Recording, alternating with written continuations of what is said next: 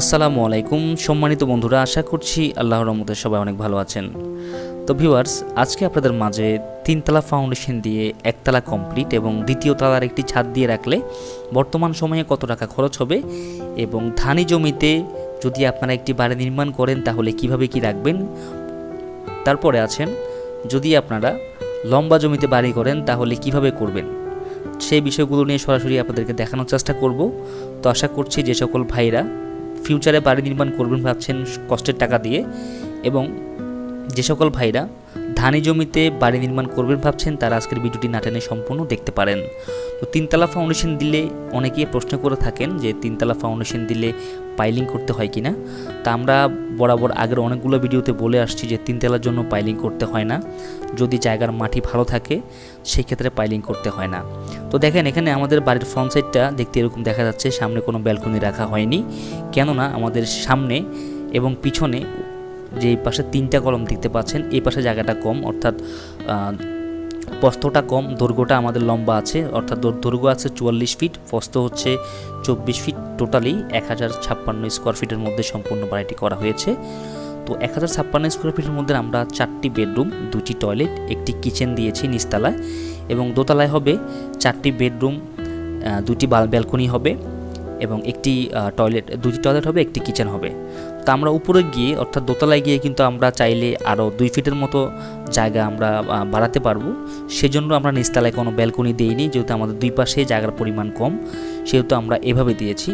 তো আপনারা চেষ্টা করবেন দক্ষ ইঞ্জিনিয়ার দিয়ে আপনার স্বপ্নের বাড়িটি নির্মাণ করতে, তাতে করে দেখা যাবে যে আপনার জায়গা যদি কমও হয় সেই ক্ষেত্রে যদি প্ল্যান করে সময় দিয়ে যদি সুন্দর করে ডিজাইনটি করে তাহলে আপনার জায়গাটা বেশি নষ্ট হবে না।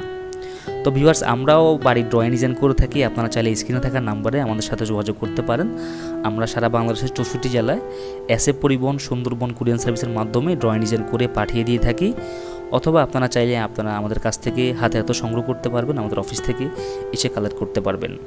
তো ভিউয়ার্স দেখেন, আমাদের যে জায়গাতে আমরা দাঁড়িয়ে আছি সেখান থেকে আমাদের যে জমিগুলো দেখতে পাচ্ছেন প্রায় 7 ফিট গভীরে হচ্ছে জমি, অর্থাৎ আমরা 7 ফিট উঁচুতে আমাদের পুরো বাড়িটি নির্মাণ করেছি। তো প্রথমে আমরা নিচের কাজ শেষ করেছি, নিচের কাজ শেষ করার পরে আমরা হচ্ছে যে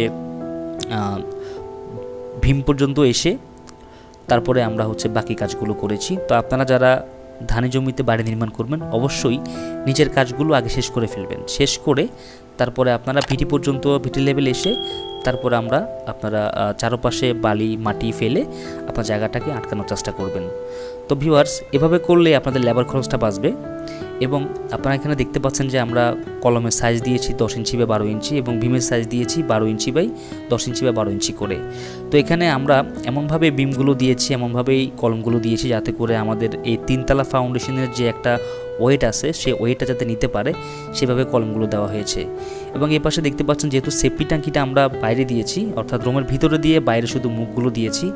অনেক সময় দেখা যায় যে সেফটি ট্যাঙ্কিটা না করলে তিনতলার পুরো বাড়ির যে একটা ময়লা আবর্জনা থাকবে সেটা চাইলেই আপনি বাইরের দিকে দিতে পারবেন না, কারণ বাইরের দিকে দেখতে পাচ্ছেন ফসলি জমি। তো সেজন্য আপনারা এরকম করে রাখতে পারেন, শুধু মুখগুলো বাইরে রেখে ময়লা আউট করার জন্য যে মুখগুলো বাইরে রেখে বাকিটা আপনারা রুমের ভিতরে দিতে পারেন, কোনো সমস্যা হবে না, কোনো গন্ধ ছড়াবে না বা কোনো সমস্যা ভবিষ্যতে হবে না আর কি। তো এখানে আমাদের যে কলমগুলো আপনারা দেখতে পাচ্ছেন, কলমগুলোর ভিতরে আমরা রড দিয়েছি 12 মিলি রড 4 পিস এবং 16 মিলি রড 2 পিস, মোট 6 পিস করে দিয়েছি মোট 8টি কলমে, এবং বাকি 4টি কলমে দিয়েছি আমরা 16 মিলি রড 4 পিস করে, সেটা আপনাদেরকে সরাসরি দেখানোর চেষ্টা করব। তো এখানে আমাদের ভীমের মধ্যে আমরা যে রড দিয়েছি সেটা হচ্ছে 12 মিলি রড 4 পিস এবং 16 মিলি রড 2 পিস করে দিয়েছি। তো আমাদের এই বাড়িটির রুমের সাইজে হবে 10 ফিট বাই 12 ফিট করে 2টি রুম, এবং বাকি 2টি রুমের সাইজ হবে 12 ফিট বাই 12 ফিট করে, এবং টয়লেটের সাইজ হবে 4 ফিট বাই 7 ফিট, এবং কিচেনের সাইজ হবে 7 ফিট বাই 8 ফিট করে। তো ভিউয়ার্স, এখানে হচ্ছে আমাদের ছাদ দেখতে পাচ্ছেন, ছাদের মধ্যে 12টি কলম দাঁড় করানো হয়ে গেছে, অর্থাৎ আরও একটি ছাদ ঢালাই করা হবে। তো আরও একটি ছাদ ঢালাই হয়ে গেলে আমরা আরও একটি ভিডিও আপনাদের মাঝে নিয়ে আসব পুরো ফ্লোর প্ল্যান সহ, যে আমরা কিভাবে নিচতলা দোতলার মধ্যে আমরা ফ্লোর প্ল্যান করেছি। তো সম্পূর্ণ ভিডিওটি ইনশাল্লাহ আমাদের এই চ্যানেলে আপলোড করা হবে, সেই ভিডিওটি দেখার জন্য অবশ্যই আমাদের চ্যানেলটি সাবস্ক্রাইব করে রাখতে পারেন। তো এখানে দেখতে পাচ্ছেন যে কলমগুলোর ভিতরে যে রড দিয়েছি সেটা সরাসরি দেখানোর চেষ্টা করছি আপনাদেরকে। কলমগুলো ঢালাই ফিনিশিং ভালো হয়েছে, আপনারা চেষ্টা করবেন কলম ঢালাই করার সময় অবশ্যই ভাইব্রেটর মেশিন ব্যবহার করতে। তো ভিউয়ার্স, এই বাড়িটির কাজ এতটুকু করতে এখন পর্যন্ত খরচ হয়েছে 14 লক্ষ টাকা। তো সম্পূর্ণ বাড়ি কমপ্লিট করতে কত টাকা লাগবে সেটা আমরা ড্রয়িং সহ আমাদের নেক্সট ভিডিওতে উপস্থাপন করব। তো সবাই ভালো থাকবেন, আসসালামু আলাইকুম।